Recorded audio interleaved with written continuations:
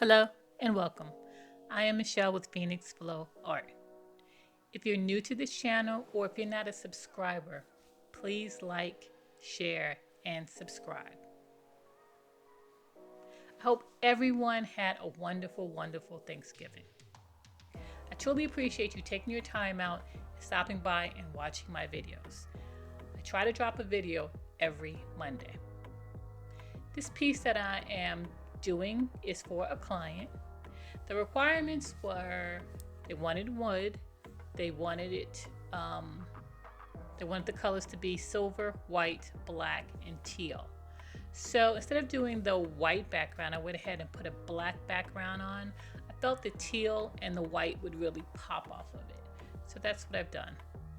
So again, it's a 17-inch wood round.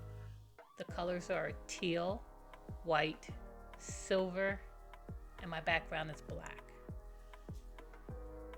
So why don't you go ahead and let me know what you think of the piece? How can I improve or make the piece better? Also, let me know what your favorite color combinations are. Provide me some feedback. Really appreciate it. Again, I'm Michelle with Phoenix Flow Art.